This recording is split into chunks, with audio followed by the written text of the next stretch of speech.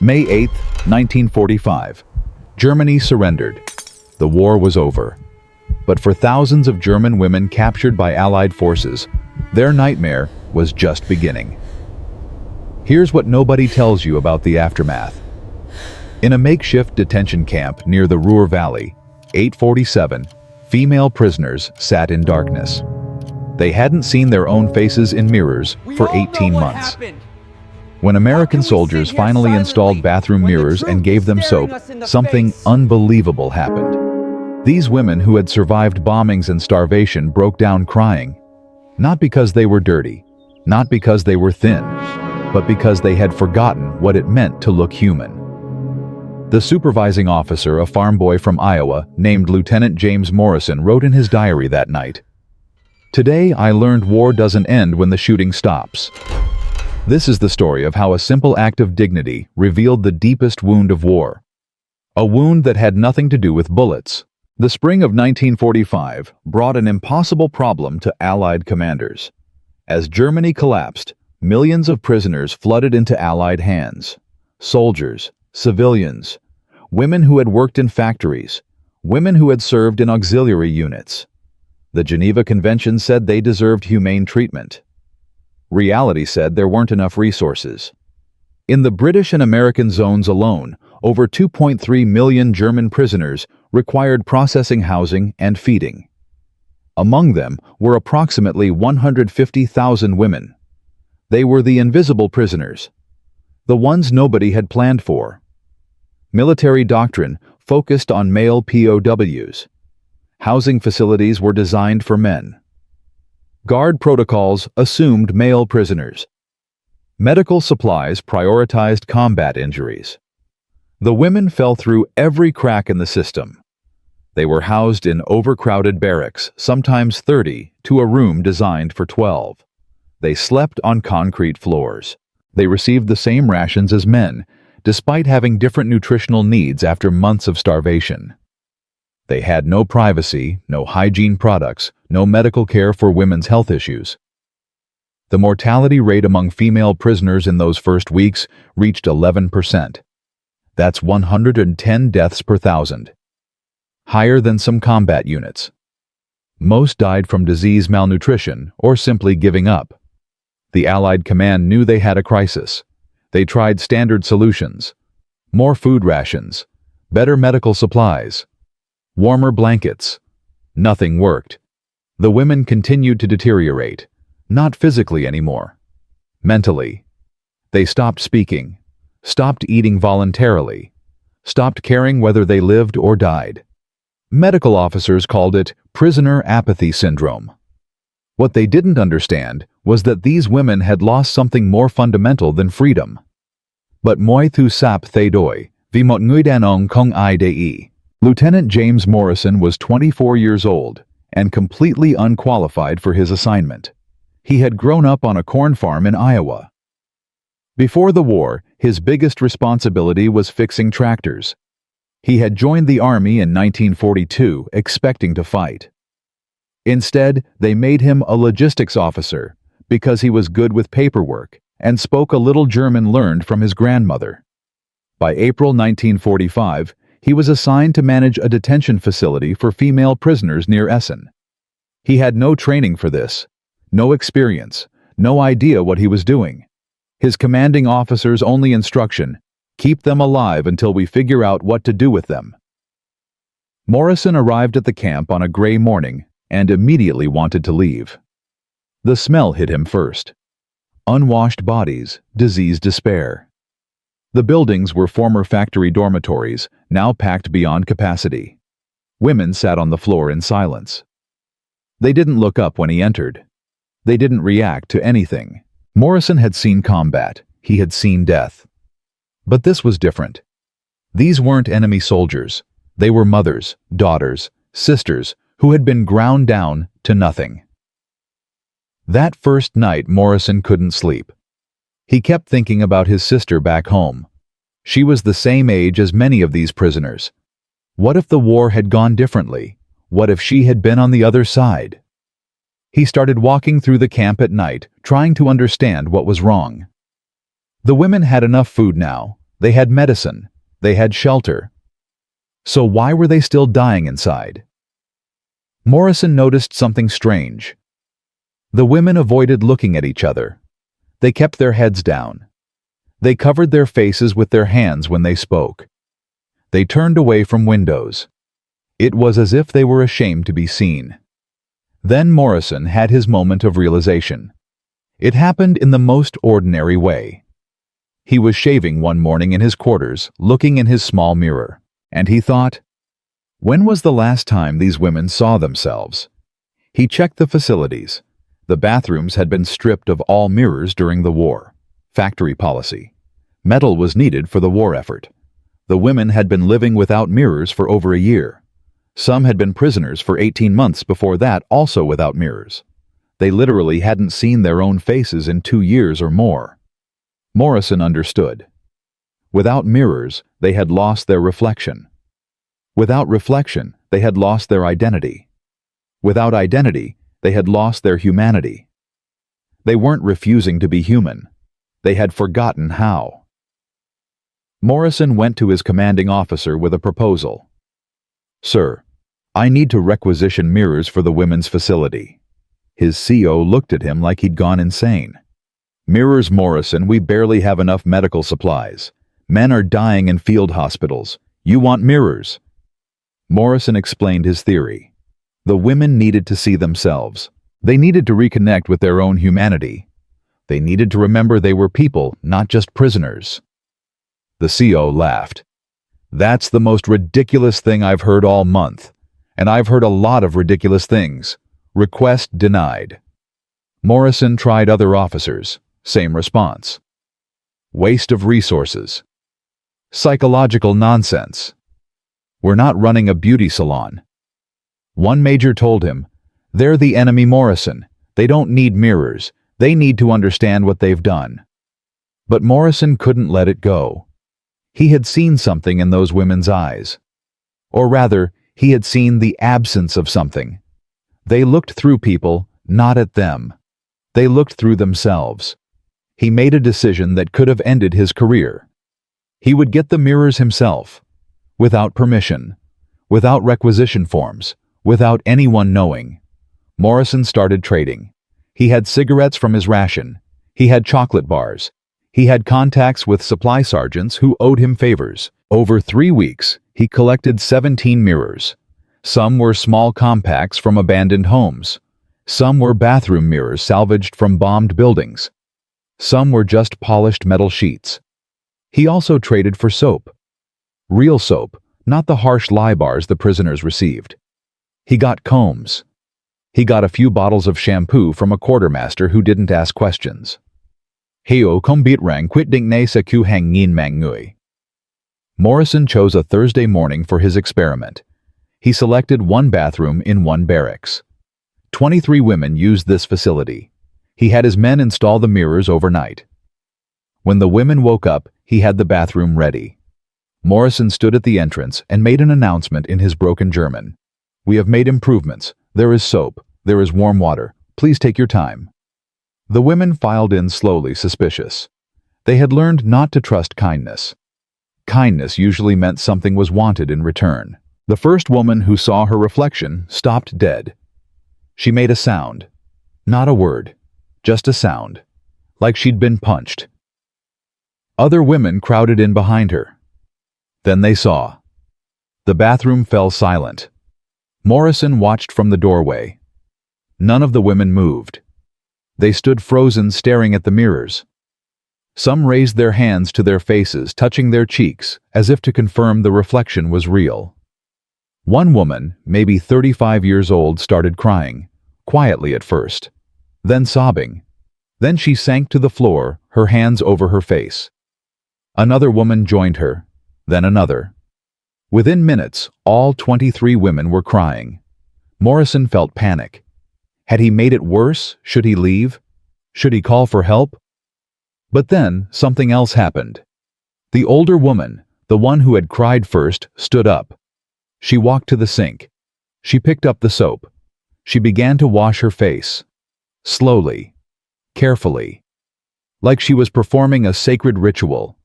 She washed away months of grime. She combed her hair. She looked at herself in the mirror. Really looked. And Morrison saw it. The change in her eyes. She wasn't looking through anymore. She was looking at. She was seeing herself. She was recognizing herself. Other women followed. One by one they approached the sinks. They washed. They combed. They stood in front of the mirrors and studied their reflections like they were meeting old friends they hadn't seen in years. The process took 3 hours. When they emerged, they looked different. Not cleaner though they were. Not prettier though some might say so. They looked present. They looked like they inhabited their bodies again. Morrison kept this experiment quiet. He didn't report it. He didn't write it up. He just watched. Over the next week, the 23 women changed. They started talking to each other. They began eating more. They sat up straighter.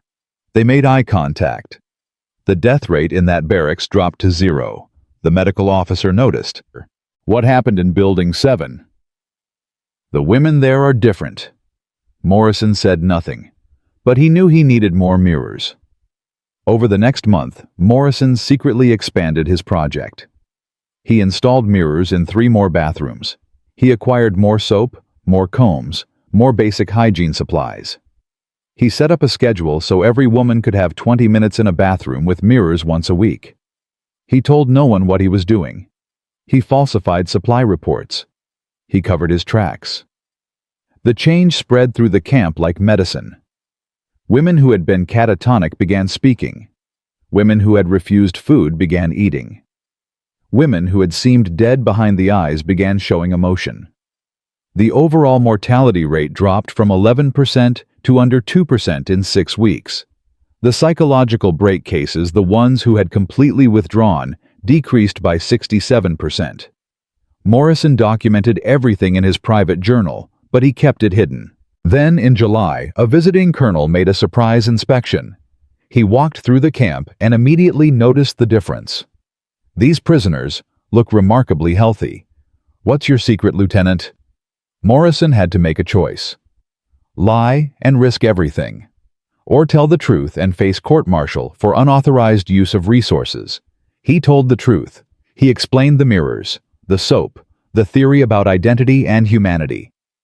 The colonel listened without expression. When Morrison finished, he expected to be relieved of command. Instead, the colonel said, "Show me." Morrison took him to Building 7. They watched as women used the bathroom. The colonel observed in silence for 20 minutes. Then he turned to Morrison. "This is either the most brilliant psychological intervention I've seen, or you've lost your mind. Maybe both." The colonel left. Morrison waited for the hammer to fall. 3 days later, new orders arrived. Lieutenant Morrison is hereby authorized to implement dignity restoration protocol across all female detention facilities in the American zone. Full resource allocation approved. Report results monthly. The memo was signed by a general Morrison had never met. Someone high up had seen the value. Suddenly, Morrison had official support. More importantly, he had resources, real resources. Over the next 3 months, his program expanded to 47 camps holding over 89,000 German female prisoners. Mirrors appeared in bathrooms. Soap replaced lye bars. Combs were distributed. Simple things, cheap things. Things that cost almost nothing compared to medical supplies or food rations. The results were extraordinary.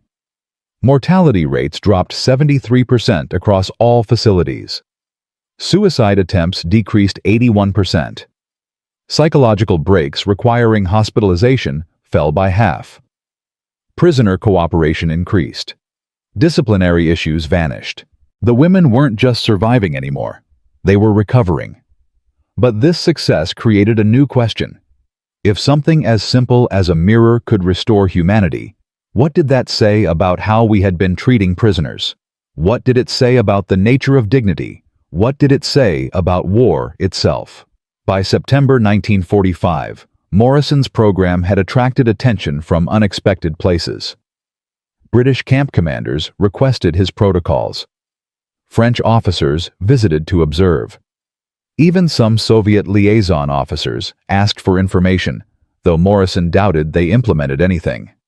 The psychology corps became interested. They sent researchers to study the phenomenon. They wrote papers about identity maintenance in captivity. They created theories about self-recognition and mental health. Morrison found it all slightly absurd. He hadn't discovered anything profound. He had just noticed that people need to see themselves. That reflection is part of being human. That dignity isn't a luxury. It's a necessity. The women in his camps began organizing themselves. They formed committees. They created cleaning schedules. They started teaching each other skills. One barracks held language classes. Another started a choir. They were rebuilding their sense of community, their sense of purpose. Morrison watched a woman named Greta Hoffmann transform. She had been a teacher in Munich. When she arrived at the camp, she was nearly catatonic. She sat in corners. She didn't speak. She didn't eat unless forced. After the mirrors, she began to recover. Within a month, she was teaching English to other prisoners. Within 2 months, she was helping Morrison organize the education programs. Why did it work? Morrison asked her one day. The mirrors. Greta thought for a long moment. When you cannot see yourself, you disappear. Not just from the world. From yourself. You become nothing. A ghost. When I saw my face again, I remembered I was Greta. I was a person. I had been someone. I could be someone again. Morrison understood. War doesn't just destroy bodies and buildings. It destroys identity. It strips away the social markers that tell us who we are. Without those markers, people disintegrate. The mirror wasn't magic. It was an anchor, a reminder, a reflection of self that allowed the self to exist again. But as Morrison's program succeeded, he began receiving questions from his superiors. Uncomfortable questions. If dignity restoration works so well for female prisoners, should we implement it for male prisoners too? Should we do this for SS members who committed war crimes? Where do we draw the line between humane treatment and rewarding the enemy? Morrison didn't have good answers. He just knew what he had seen. People who remembered they were human acted more human. People who forgot became monsters. Or ghosts. It didn't matter which side of the war they had been on. October 1945. Morrison received orders to transfer. His tour was ending. He would go home to Iowa, back to the farm, back to fixing tractors. Before he left, he walked through the camps one last time. The women were different now. They stood taller. They looked at him directly. Some smiled. Some thanked him. One woman, an older prisoner who had been a nurse, stopped him. "Lieutenant, you gave us back our faces. But you gave us more than that. You gave us permission to be human again. Even though we were the enemy. Even though we had lost. You saw us as people. That's what the mirrors really gave us. Not our reflection. Your reflection of us." Morrison didn't know what to say. He had just tried to solve a problem. He hadn't meant to make a philosophical statement. But maybe that was the point. Maybe the most profound acts of humanity are the simplest ones. The ones we do without thinking. The ones that just seem obvious in the moment. Morrison left Germany in November 1945. He never spoke publicly about his work. He never wrote a book. He never gave interviews. He went back to Iowa and farmed corn for 40 years. The Mirror program continued without him. It expanded to other Allied zones. It influenced post-war detention policies. It changed how military forces thought about prisoner welfare.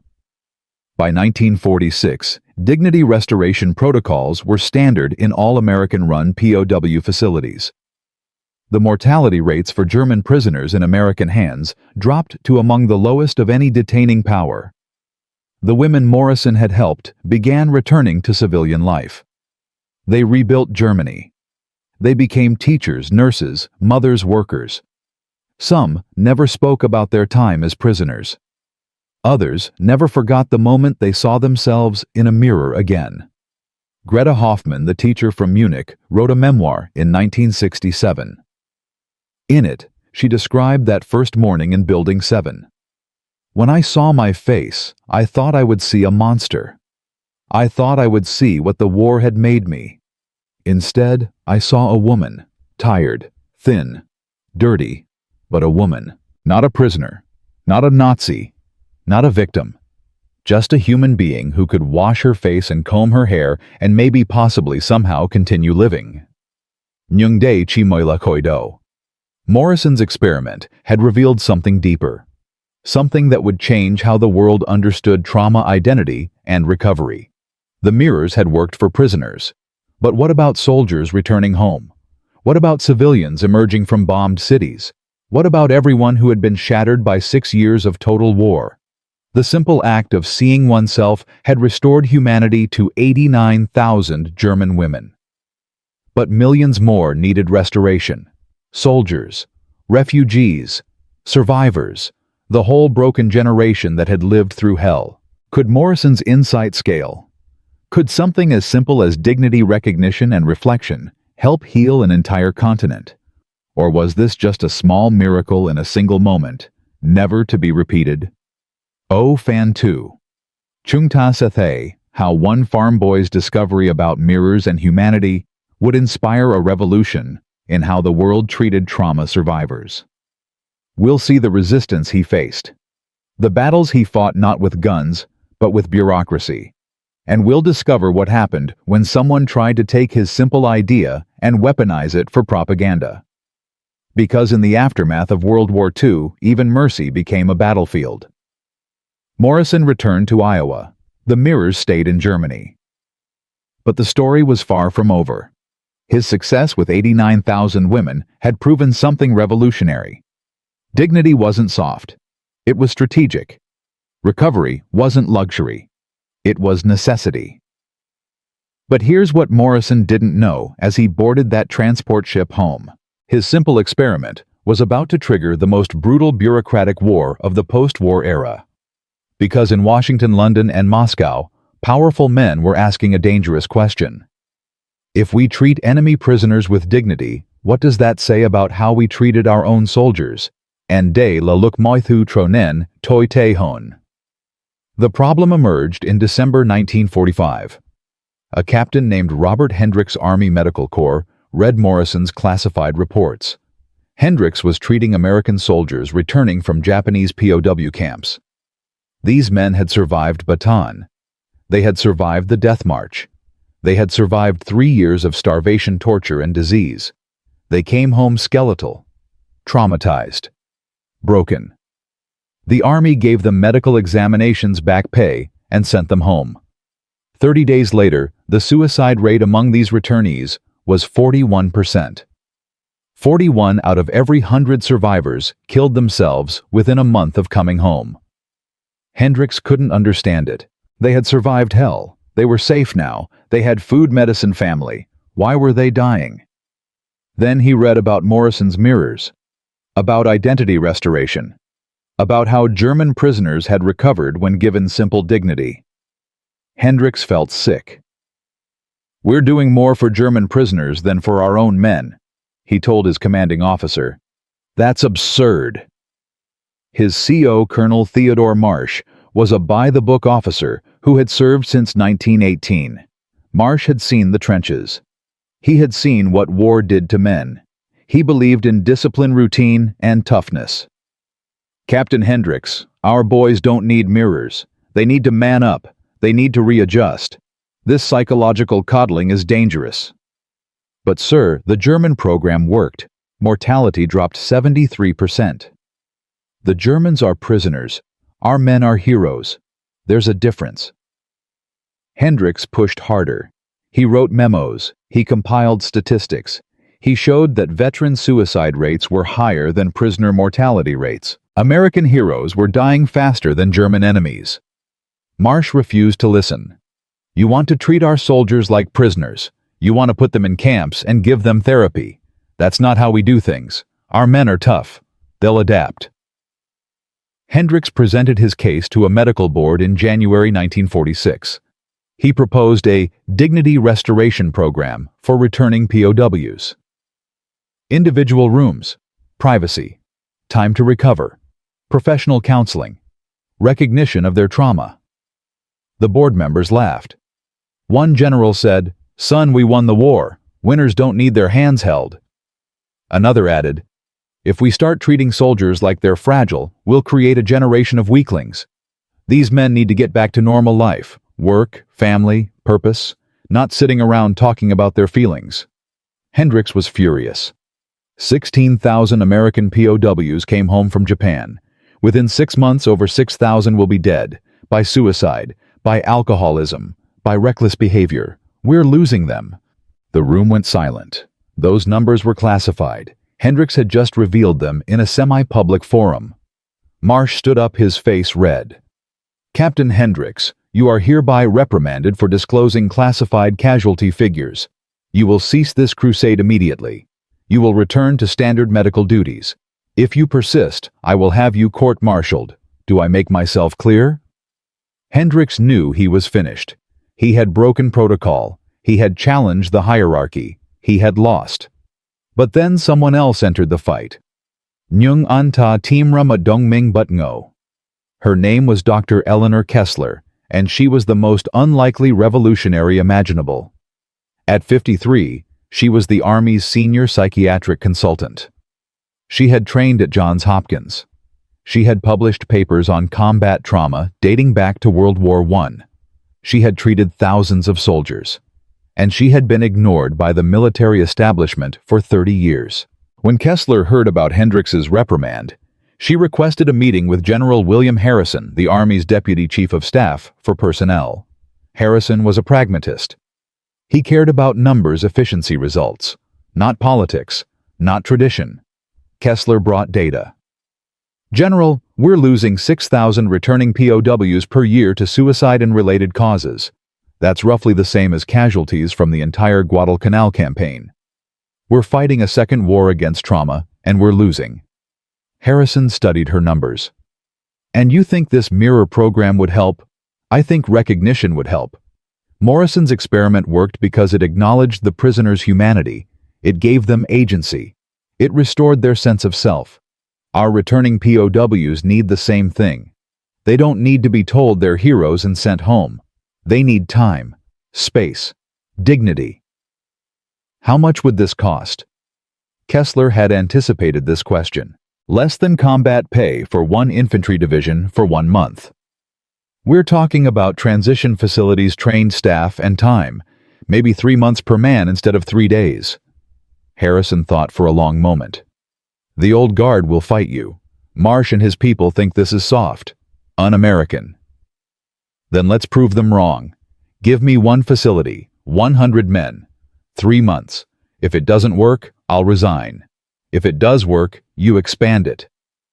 Harrison liked clear terms. He liked bets. "You get your facility, but you get one chance. If those men don't show measurable improvement, this conversation never happened." Understood. Kessler understood. She had 90 days to prove that dignity could save lives. She immediately contacted Hendricks. Together they designed what they called the Recovery Transition Program. It was based on Morrison's insights but adapted for combat veterans. Each man would get a private room, not luxurious, just private. They would have access to counseling, but it wasn't mandatory.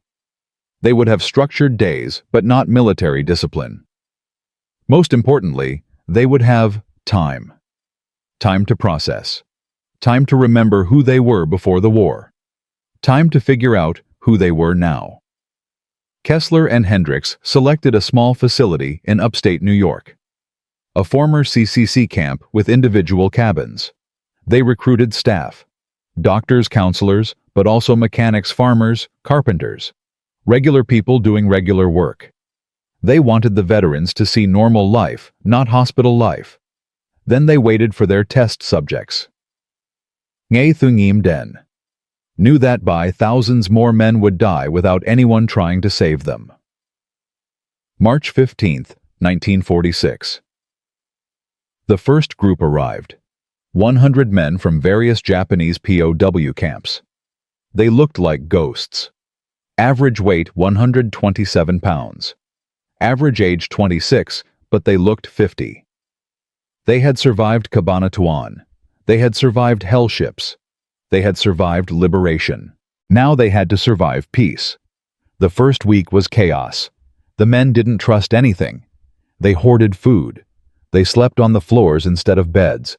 They startled at every noise. Some refused to be alone.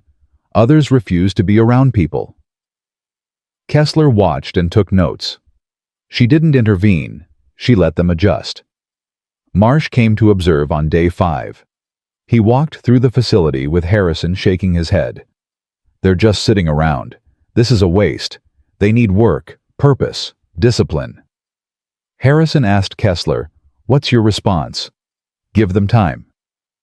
"General, they've had 3 years of purposeful survival. They need purposeless existence for a while. They need to remember they're allowed to just be." Marsh scoffed. Philosophical nonsense. On day 12, something changed. A sergeant named Paul Martinez started working in the carpentry shop. Not because anyone told him to, because he saw wood and remembered he used to build things. He spent 6 hours making a simple box. Nothing special, just a box.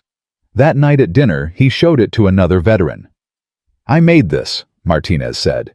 "I forgot I could make things."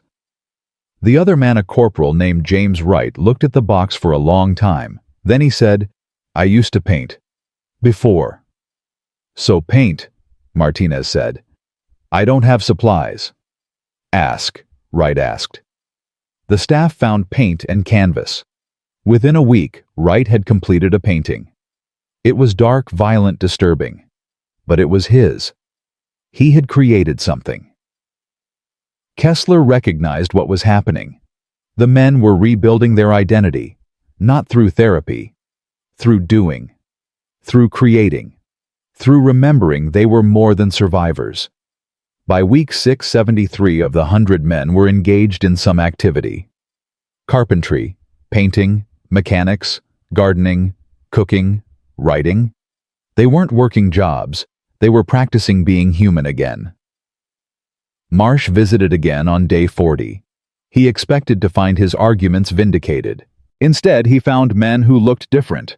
They had gained weight. They made eye contact. They laughed occasionally. One veteran, a private named Robert Chen, was teaching other men to cook Chinese food. He had been a cook before the war. The prison camps had made him forget. Now he remembered. Marsh pulled Kessler aside. "This is luck. Coincidence. You got a good batch." "Colonel, the suicide attempt rate in this facility is 0. 0 attempts in 40 days with 100 high-risk men. The national average for this population is 38 attempts per 100 per month. We should have had 15 attempts by now." Marsh had no response.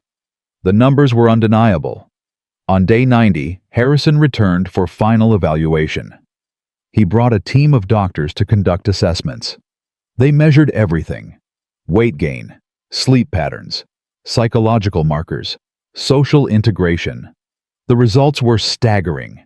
Average weight gain, 42 pounds per man. Depression scores down 67%. PTSD symptom severity down 54%. Suicide ideation down 89%. Social engagement up 112%. Most importantly, readiness to return to civilian life assessed as high in 81 of the 100 men. Harrison studied the data for 3 hours. Then he called Marsh and Kessler into his office. "Colonel Marsh, your traditional approach has a 6-month suicide rate of 41% for this population. Dr. Kessler's program has a 0% suicide rate over 3 months and an 81% successful transition rate. Explain to me why we shouldn't expand this immediately." Marsh struggled. "It's expensive. It's slow. We have thousands of men coming home. It's cheaper than death benefits, and we have time. The war is over. What we don't have is a moral justification for letting our own soldiers die when we have proof we can save them." Harrison made his decision. Effective immediately, the Recovery Transition Program is expanded to 20 facilities nationwide. Captain Hendricks is promoted to major and assigned as program director. Dr. Kessler will serve as chief psychiatric advisor. Colonel Marsh, you will oversee logistics and staff training. I want 3,000 men through this program by year's end. Kessler felt relief flood through her. They had proven it. Dignity worked. Recognition worked. Giving people time to be human worked. Nhung Thanh Kung Trung Thu Ngim, Lamot Chuin. Scaling to thousands was another. The expansion happened fast. Too fast. By July 1946, 22 facilities were operational. But there weren't enough trained staff. There weren't enough supplies. Most critically, there weren't enough people who understood the program. Many facility commanders were old-school officers like Marsh. They saw the program as coddling. They implemented the rules without understanding the philosophy. At one facility in Georgia, the commander turned it into a military hospital. Strict schedules, group therapy, mandatory activities. Within 3 weeks, suicide attempts spiked. At another facility in California, the staff was too permissive. No structure at all. The veterans felt abandoned. Depression rates increased. Kessler and Hendricks were traveling constantly trying to train staff, trying to explain the balance. Structure without rigidity. Support without coercion. Dignity with purpose. It was exhausting. Then, success stories started emerging. At the New York facility, 73 of the original 100 men had successfully transitioned to civilian life. They had jobs. They had reconnected with families. Some had started businesses. A facility in Tennessee reported similar results. Then one in Oregon. The program worked when implemented correctly. Hendricks compiled data from 6 months. Across all facilities, properly run programs showed 68% successful civilian transition rate. 31% reduction in suicide attempts compared to standard treatment. 47% reduction in substance abuse. 81% of participants reported improved quality of life. The numbers convinced more skeptics. By early 1947, Congress allocated funding for 50 facilities. The Recovery Transition Program became official policy. Morrison's insight about mirrors and dignity had evolved into a comprehensive system for helping traumatized soldiers recover. But something else was happening. Word was spreading. British Commonwealth forces heard about the program. They started requesting information. The Canadian Army implemented a similar system in 1947. The British followed in 1948. Even the French, who had been treating their Indochina veterans poorly, started dignity restoration programs. The idea was going global. Treating trauma with recognition and time was becoming standard practice. But not everyone was happy about this development. Somewhere in Virginia, in an unmarked office building, officials from an unnamed agency were discussing the Recovery Transition Program. One man whose name doesn't appear in any records raised a concern. If we're openly treating combat trauma as a serious condition requiring months of recovery, what does that do to military readiness? Will men refuse to fight if they know they'll be broken afterward? Another voice. Worse, if we admit our soldiers are traumatized, we give the Soviets propaganda material. They'll say capitalism breaks its soldiers. They'll say their system is superior. A third participant. Can we classify this program? Limit information. Too late. It's in congressional records. The press knows about it. Veterans organizations are championing it. Then we need to control the narrative. This isn't about soldiers being weak. It's about America being strong enough to care for its warriors. We treat the enemy humanely and our own people. That's superior values. The conversation shifted to propaganda strategy. How to present the program as American strength, not weakness. How to prevent the Soviets from using it against them. The Recovery Transition Program was becoming a Cold War battleground before anyone realized it. Meanwhile, Kessler received a disturbing report in April 1947. A facility in New Mexico had been infiltrated by someone claiming to be a journalist. This person had interviewed veterans, taken photographs, and disappeared. 2 weeks later, articles appeared in Soviet newspapers. "American soldiers broken by capitalist war," read one headline. The articles described the recovery transition program as evidence that capitalism destroyed its people. That American soldiers were so traumatized they needed months of re-education. That the United States was admitting its military was psychologically damaged. The articles were propaganda, but they used real information, real interviews, real photographs. Someone was weaponizing the program against America. Hendricks was furious. "We're saving lives, and they're turning it into propaganda." Kessler was more thoughtful. "They're not entirely wrong. We are admitting our soldiers are traumatized. We are spending months helping them recover. The question is, should we be ashamed of that? No. But we also can't let the Soviets use this against us." Harrison called an emergency meeting. The program was working. Thousands of men were being saved. But it was becoming a political liability. Some in Washington wanted to shut it down. Others wanted to classify it. Make it secret. Kessler fought back. "If we classify this program, we lose congressional funding. If we lose funding, we lose facilities. If we lose facilities, men die. It's that simple." Harrison agreed.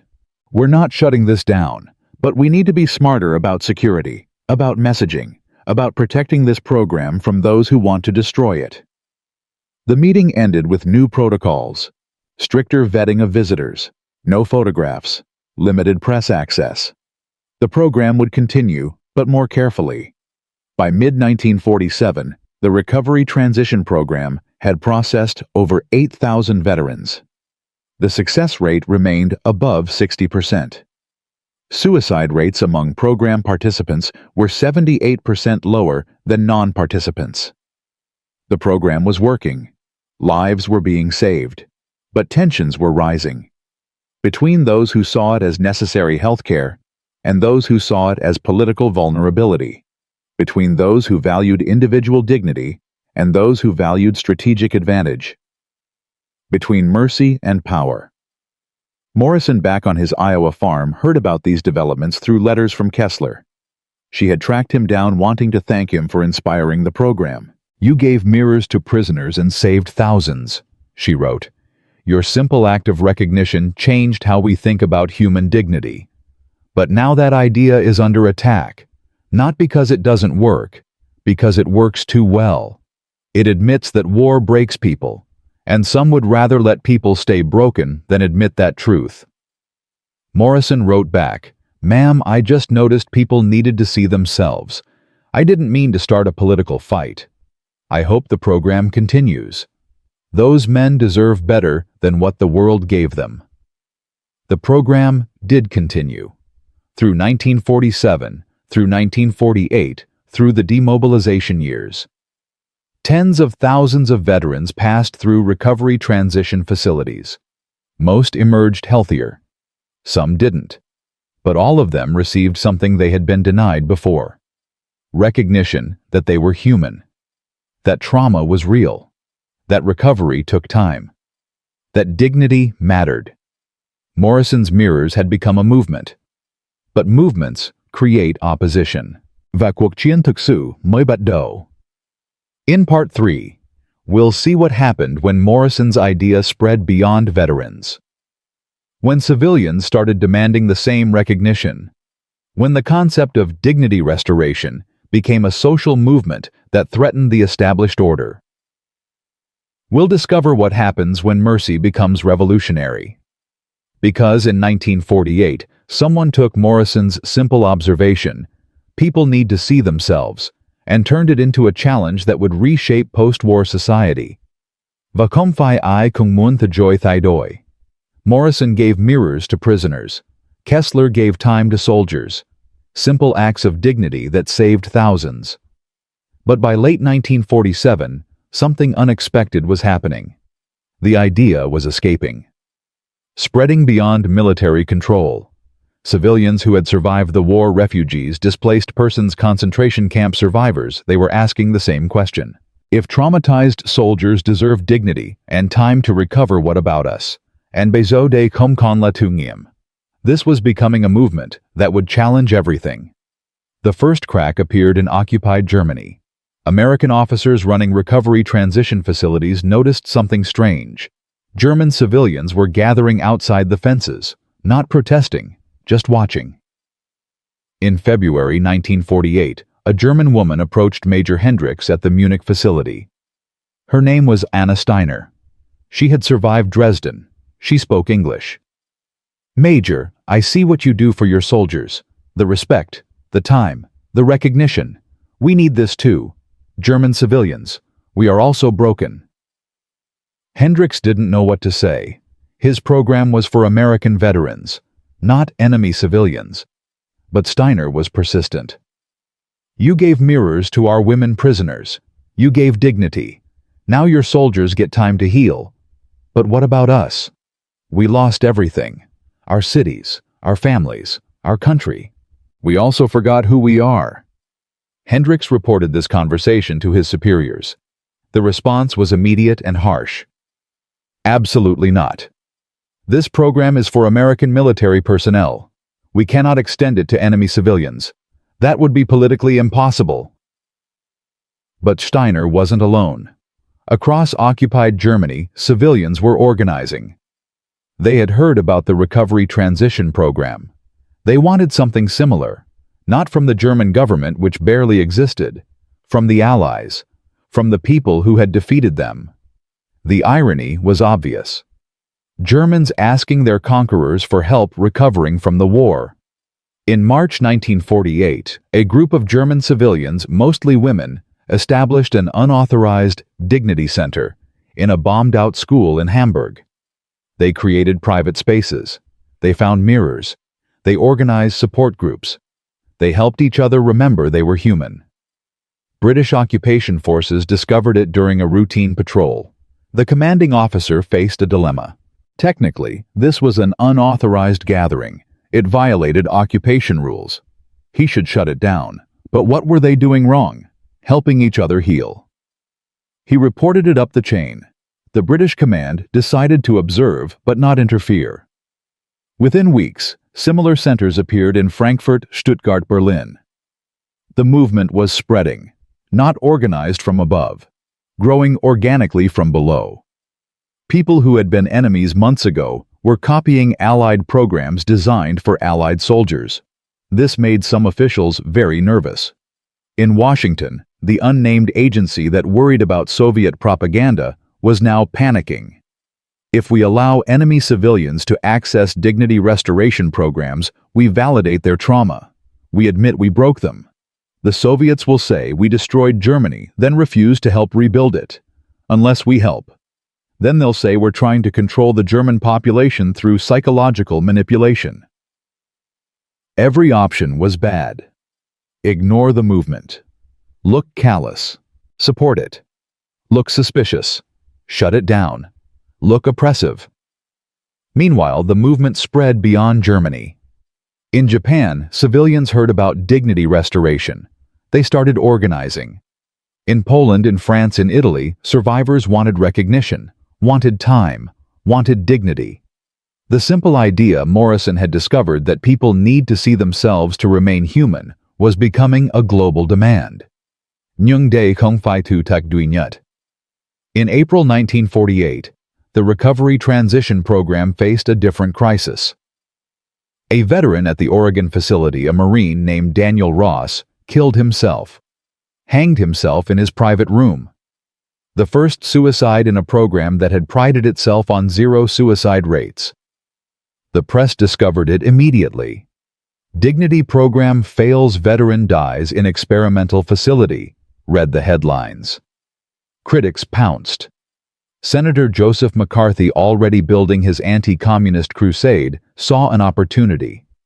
This program coddles soldiers, makes them weak, and now one is dead. We're spending millions on psychological experiments while real Americans need jobs, housing, support. This is wasteful. This is dangerous. This is un-American. Congressional hearings were scheduled. Kessler and Hendricks were summoned to testify. The program's funding was threatened. Kessler reviewed Ross's file. He had been making progress. He had engaged in activities. He had seemed to be recovering. What went wrong? She interviewed the staff. One counselor revealed something crucial. Ross had received a letter from home the day before he died. His wife wanted a divorce. She had met someone else. She couldn't wait anymore for him to get better. Ross had spent 3 years in Japanese prison camps. He had survived torture, starvation, disease. He had spent 2 months in the recovery transition program rebuilding himself. And then his wife's letter destroyed everything in one afternoon. Kessler realized the program's limitation. They could provide dignity, time, recognition, but they couldn't control what happened when men left. They couldn't protect them from the civilian world that didn't understand trauma. At the hearing, Senator McCarthy attacked aggressively. "Dr. Kessler, you've spent millions on this experimental program. You promised it would save lives. Now a man is dead in your care. How do you explain this failure?" Kessler faced him directly. Senator Daniel Ross survived 3 years of Japanese captivity, 3 years of systematic dehumanization. He came to our program broken. We helped him recover. He gained weight. He engaged with others. He was healing. Then he received a letter informing him his marriage was over. His wife had moved on. He took his life not because our program failed, but because the world he was returning to had no place for him. So you're blaming his wife. I'm saying trauma recovery requires more than a 3-month program. It requires a society that understands what these men experienced, that gives them time, that doesn't expect them to simply get over it and return to normal. Mr. Ross's wife had every right to her decision, but it shows we need broader change. McCarthy wasn't satisfied. You want to change all of American society because some soldiers can't adjust. I want American society to recognize that war changes people, that recovery takes time, that dignity isn't weakness. Yes, Senator, I do want to change society. The hearing room went silent. Kessler had just admitted the program's real goal. Not just helping individual veterans, changing how society viewed trauma. The vote was close. Some senators wanted to defund the program immediately. Others saw political value in supporting veterans. The program survived by 3 votes. Funding was cut by 30%. Facilities would be reduced from 50 to 30. Kessler had won, but barely. The Ross suicide had revealed the program's vulnerability. It worked within its walls. But the outside world remained unchanged. Nyungroy Motsukien Taidoi Maitu. June 1948. A small town in Wisconsin called Riverside. Population 3,200.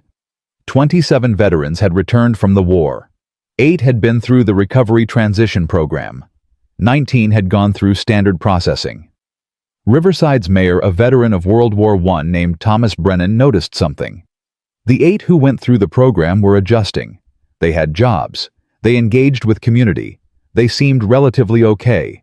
The 19 who didn't go through the program were struggling. Unemployment, alcoholism, domestic violence. 1 had attempted suicide. 2 were in jail. Brennan called a town meeting. He proposed something radical. We should create our own version of the program, for all our veterans, for anyone who needs it. The government won't do it, so we will. People thought he was crazy. We can't afford that. We don't have trained staff. It's not our responsibility. Brennan was stubborn. These are our sons, our brothers, our neighbors. If we don't help them, who will? The government is cutting the program. We can't wait for Washington. Riverside organized. Churches donated space. Local doctors volunteered time. Townspeople created support networks. They studied the recovery transition program's principles and adapted them. Private space. Time to recover. Recognition of trauma. Community support. It was grassroots. Improvised. Imperfect. But it was something. Within 3 months, all 19 struggling veterans in Riverside were engaged with the program. Unemployment dropped. Alcoholism decreased. Domestic violence cases fell to 0. Local newspapers wrote about it. Small town solves big problem. Riverside cares for its veterans. Other towns read the story. They started asking, if Riverside can do this, why can't we? By September 1948, 47 American towns had created local dignity restoration programs. Not government-funded, not officially sanctioned, just communities deciding to help their own. This grassroots movement put pressure on Washington. If small towns could do this, why was the federal government cutting funding? Congress reconvened hearings in October. This time the testimony was different. Mayors came, small-town doctors, veterans who had been saved by community programs. They told stories. Riverside, a town in Montana, a neighborhood in Philadelphia.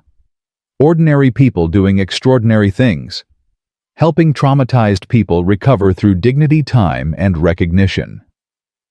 Senator McCarthy tried to dismiss it. This is feel-good nonsense, anecdotes. But another senator, a moderate Republican named Howard Jenkins, cut him off. Senator McCarthy, these aren't anecdotes. These are American communities solving American problems. The federal program works when properly funded. These local programs prove the concept is sound. The question isn't whether dignity restoration works. The question is whether we have the courage to admit trauma is real and recovery requires support. The vote reversed. Funding was restored. The Recovery Transition Program was expanded back to 50 facilities with authorization for 75. More importantly, the government created grants for community-based programs. Towns that wanted to help their veterans could apply for federal support. Morrison's insight about mirrors had become national policy. Kessler's program had become a movement. But the biggest test was still coming. Tin Tuk Ve Chin Thang Ne, Lan Nyan across occupied territories. December 1948. Berlin. The city was divided.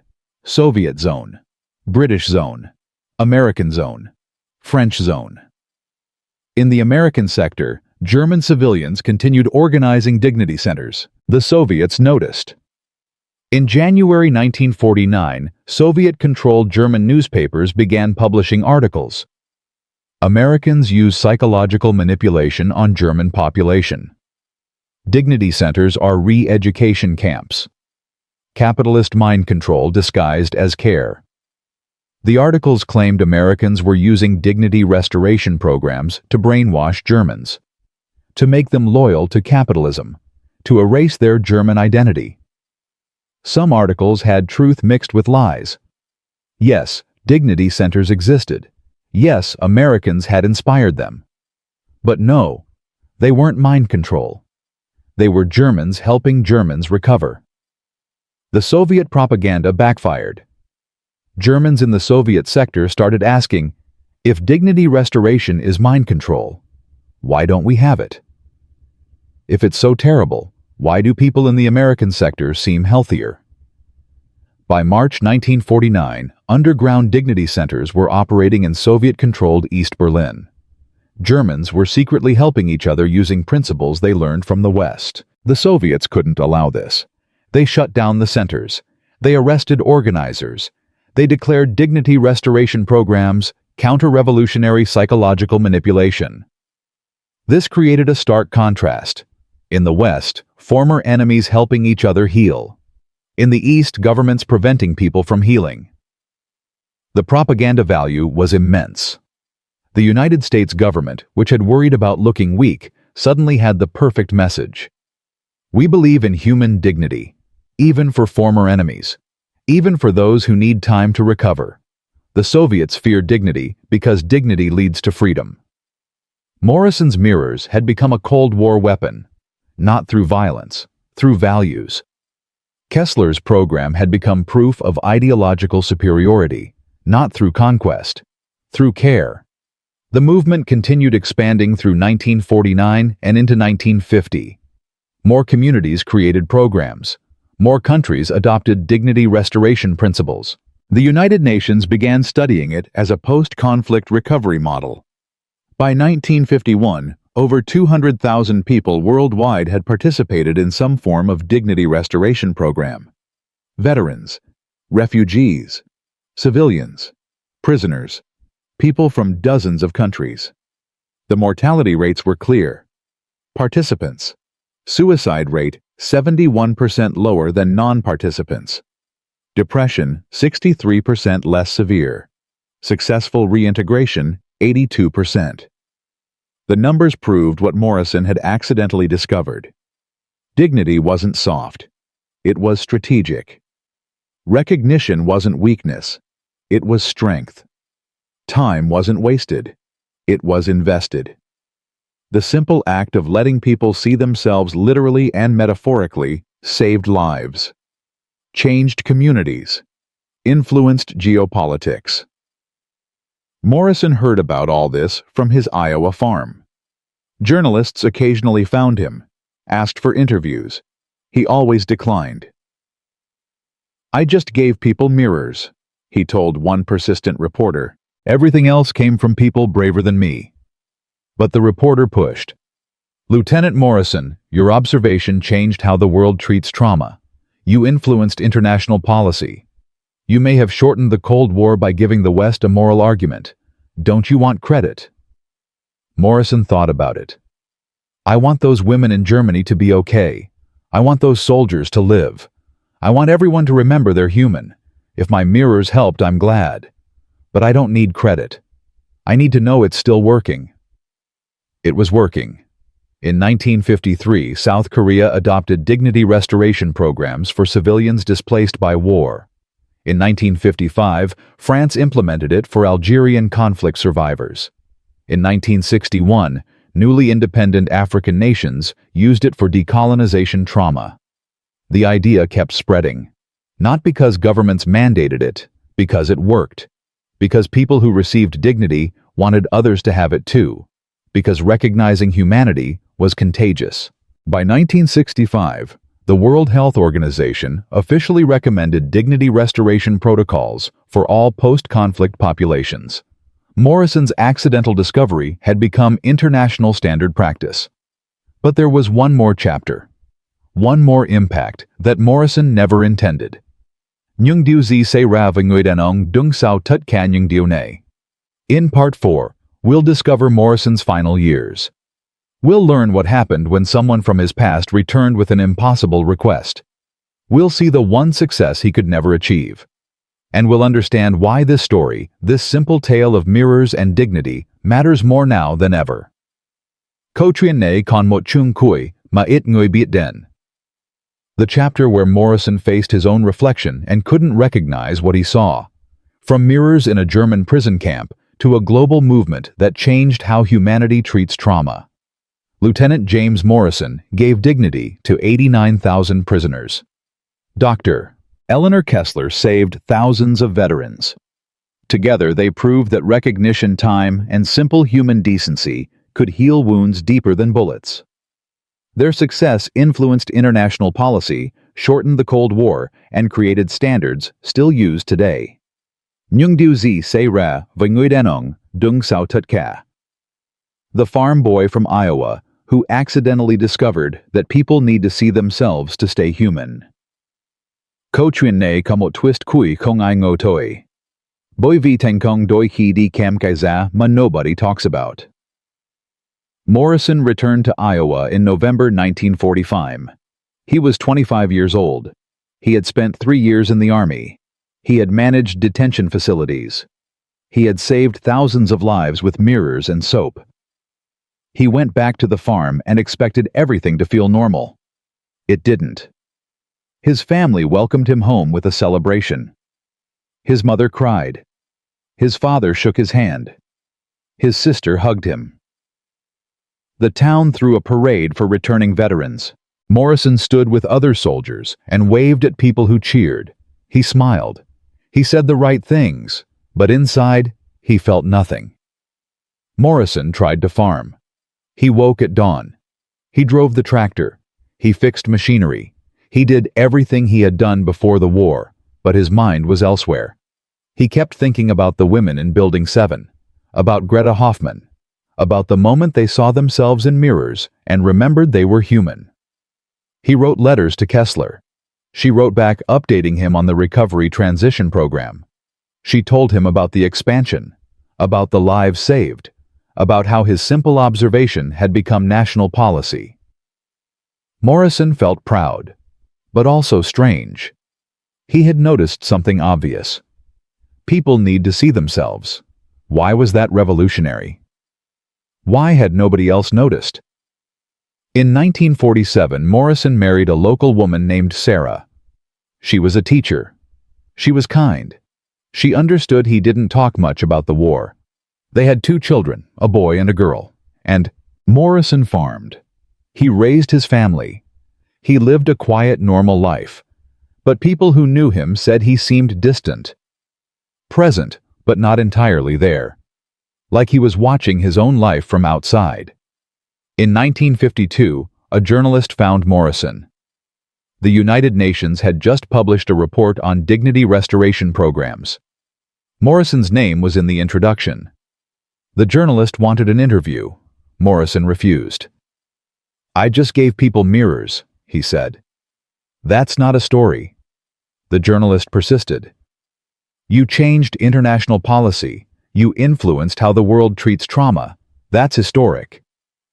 Morrison thought about it. Then he said something that haunted the journalist for years. "I gave mirrors to people who couldn't see themselves. But I never looked in one myself after I came home. I don't know who I see there anymore." The journalist left. Morrison went back to farming. In 1965, Kessler visited Morrison in Iowa. She was 73 years old, still working, still fighting for trauma recognition. She wanted to thank him in person. They sat on Morrison's porch. They talked about the program, about the hundreds of thousands of people it had helped, about the legacy. Kessler asked him, "James, do you understand what you did? You proved that dignity is strategic, that recognizing humanity saves lives. You changed the world." Morrison was quiet for a long time. Then he said, "Eleanor, I spent 3 years helping other people see themselves.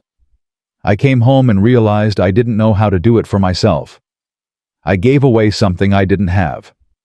Kessler understood. Morrison had spent so much energy helping others recover that he never recovered himself. He had identified the problem but couldn't apply the solution to his own life. He died in 1987 at age 67. Heart attack. Quick. Painless. At his funeral, his daughter read a letter he had written but never sent. It was addressed to the women of Building 7. "I hope you found yourselves again. I hope the mirrors helped. I hope you remembered you were human. I never told anyone this, but you saved me too. Not from prison. From thinking war was only about fighting. You taught me it was also about healing. Even if I never quite figured out how to heal myself. Thank you for letting me help. It was the most important thing I ever did." Nyung di san tuksu kuang ta kong namo huan chung hesu kong yun.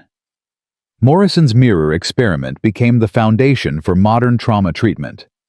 The recovery transition program evolved into what we now call post-traumatic stress disorder therapy. The principles Morrison accidentally discovered, dignity recognition time, self-reflection, became standard practice. After World War II, every major conflict adopted dignity restoration protocols. In the Korean War, American forces established transition facilities for returning POWs. The suicide rate dropped from 41% to 7%. In Vietnam, despite the controversial nature of the war, the military maintained dignity restoration programs for combat veterans. Those who participated had 63% better reintegration outcomes than those who didn't. By the 1990s, the Department of Veterans Affairs had built the entire PTSD treatment system on Morrison's principles. Private space, professional support, recognition of trauma, time to process, self-reflection, and identity reconstruction. The numbers are staggering. Between 1946 and 2024, dignity restoration programs based on Morrison's model have served an estimated 4.7 million veterans worldwide. The suicide prevention rate compared to non-participants averages 72%. That means approximately 3.4 million people who entered these programs are alive today, who would have died without them. But the impact went beyond veterans. The United Nations adopted dignity restoration as standard practice for refugee populations in 1953. Displaced persons camps worldwide implemented privacy recognition and psychological support based on Morrison's model. Concentration camp survivors received specialized dignity restoration treatment in the 1950s and 60s. The Israeli government created programs based on Morrison's principles for Holocaust survivors. These programs helped hundreds of thousands of people rebuild their identities after systematic dehumanization. In 1973, the World Health Organization published guidelines for post-conflict population recovery. The core principle was Morrison's observation that people need to see themselves literally and metaphorically to maintain their humanity. Modern applications are everywhere. After September 11th, first responders received dignity restoration counseling. After natural disasters, relief organizations provide private space and psychological support. After mass violence events, communities create recognition programs for survivors. The pharmaceutical industry even adopted the concept. In the 1980s, researchers studying depression noticed that patients who regularly engaged in self-reflection, literally looking at themselves and acknowledging their existence, recovered faster. This led to mirror therapy for various psychological conditions. Stroke patients use mirrors to reconnect with their bodies. Amputees use mirror therapy to process loss. People with body dysmorphia use guided reflection to reconstruct self-image. Morrison's simple observation that people need to see themselves has influenced neuroscience psychology, rehabilitation medicine, and social work. Military applications continue evolving. Modern armed forces use virtual reality to help soldiers maintain self-awareness during deployment. They use video calls to help deployed personnel stay connected with their identity outside combat. They use structured reflection time to process experiences before they become trauma. The principle remains the same. Recognition prevents dehumanization. Dehumanization causes psychological damage. Psychological damage kills. By 2024, an estimated 47 countries have mandatory dignity restoration protocols for military personnel. The suicide rate among veterans in countries with these programs averages 5%. In countries without them, it averages 38%. Morrison's mirrors have saved millions of lives across 8 decades. His accidental discovery continues saving lives today. Every veteran who gets time to recover, every refugee who gets private space, every trauma survivor who receives recognition and dignity. They're all beneficiaries of a 24-year-old farm boy who noticed that people without mirrors forgot they were human. Nyung bai huk lon nyut kom phai ve kithut he so liu. Morrison's story teaches us something profound about innovation and human systems. First, the best ideas often come from unexpected places. Morrison wasn't a psychologist. He wasn't a doctor. He wasn't a researcher. He was a farm boy with no special training who simply paid attention. He noticed something obvious that experts had missed because they were too focused on complex solutions. This pattern repeats throughout history. Penicillin was discovered by accident.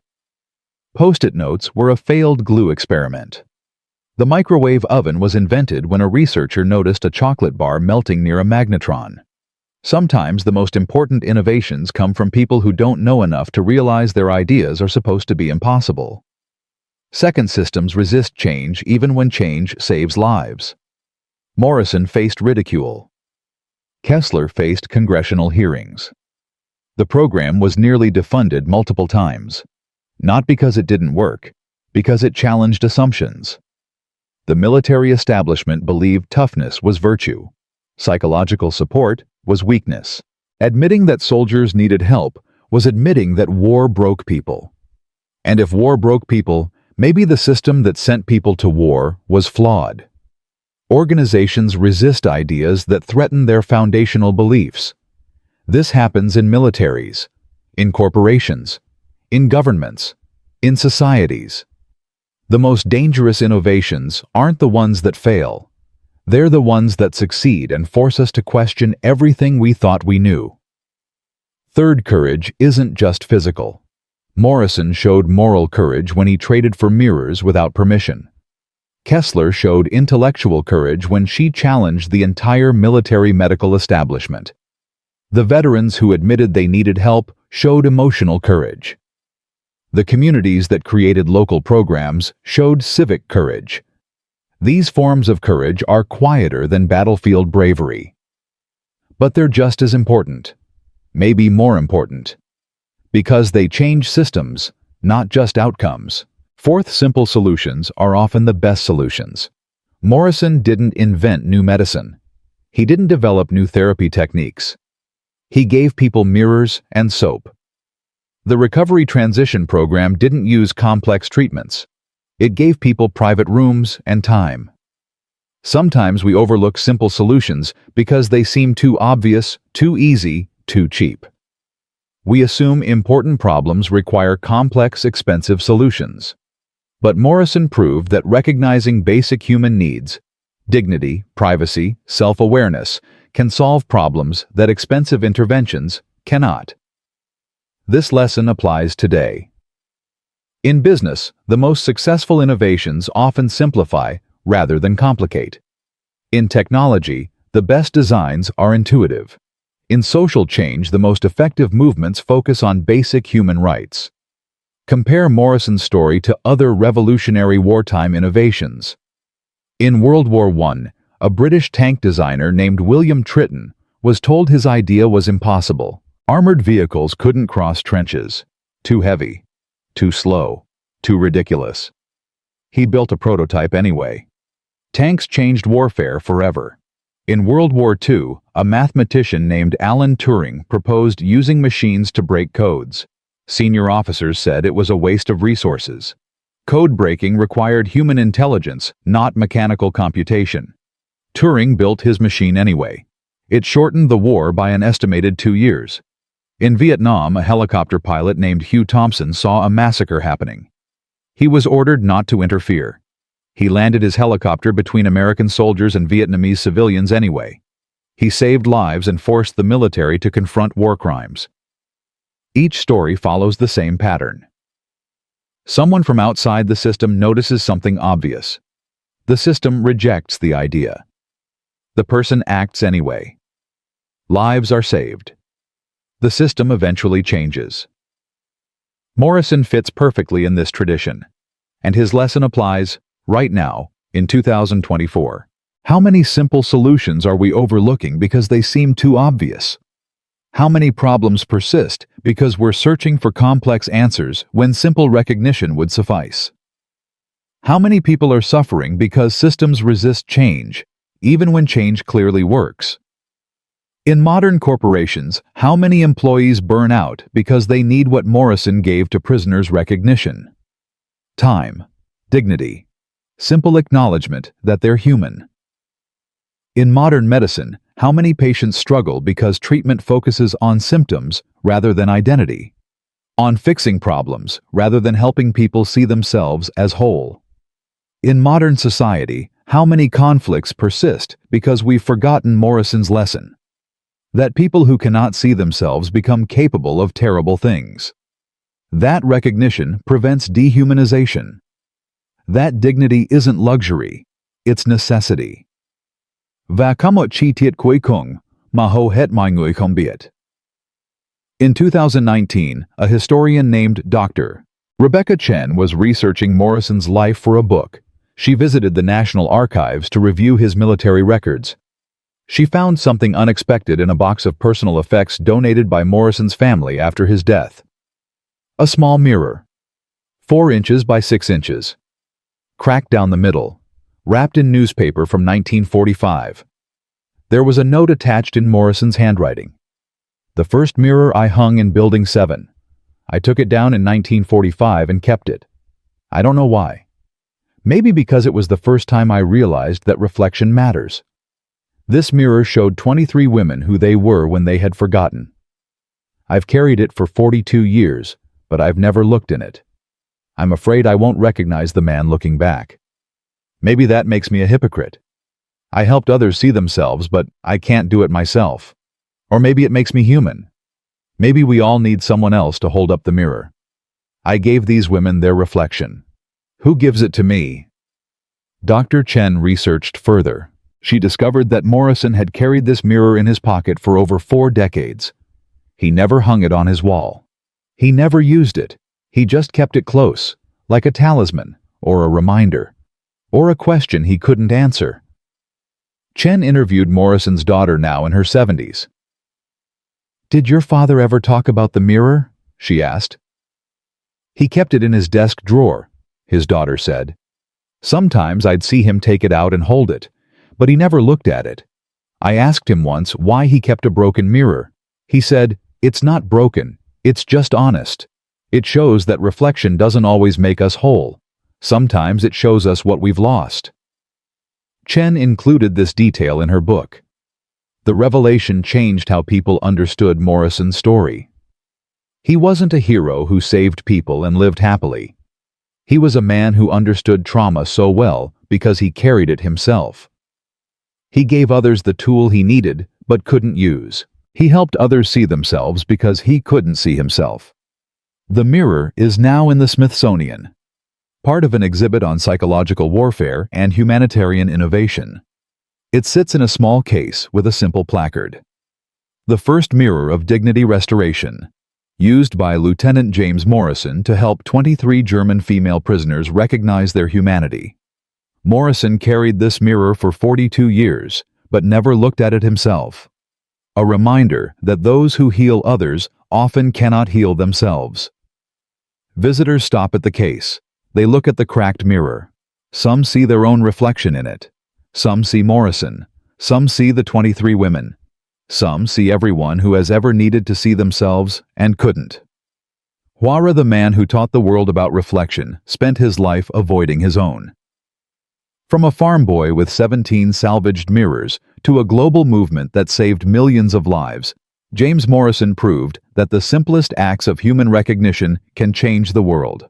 He showed that dignity isn't weakness, that psychological wounds are as real as physical ones, and that sometimes the most revolutionary act is simply helping people see themselves.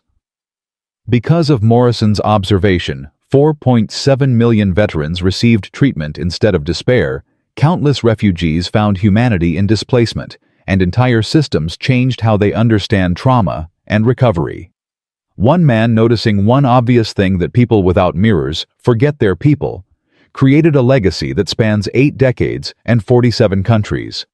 But perhaps the deepest lesson is this: Morrison gave others what he couldn't give himself. He understood that recognition heals, but he couldn't look at his own reflection. He saved thousands by helping them see themselves while spending 42 years unable to do the same. Maybe that's the ultimate truth about helping others. Sometimes we teach best what we most need to learn. Sometimes we give most generously what we cannot keep. Sometimes we save others while losing ourselves. And maybe that's not tragic. Maybe that's beautiful. Maybe that's the most human thing of all. Morrison once wrote, "I gave away mirrors because I saw people disappearing. I never thought about what would happen when I looked in one and saw I had disappeared too. But if my disappearing meant they could reappear, I'd make that trade every time." Some reflections are worth losing yourself for. If this story moved you, if you know someone who needs to see themselves again, share it. If you've experienced your own version of Morrison's mirrors, those moments when someone helped you recognize your humanity, when you'd forgotten it, leave a comment. This is just one of countless untold stories from World War II, where ordinary people did extraordinary things, not with weapons, but with wisdom. Subscribe to discover more of these forgotten innovations, the crazy ideas that changed history, the simple observations that saved millions. Because history isn't just about battles and generals. It's about farm boys who notice that people need mirrors, and sometimes that changes everything. In the end, Morrison's cracked mirror teaches us the most important lesson of all. We cannot always see ourselves clearly, but if we help others see themselves, we create reflections that outlive us. And in those reflections, perhaps we finally find our own.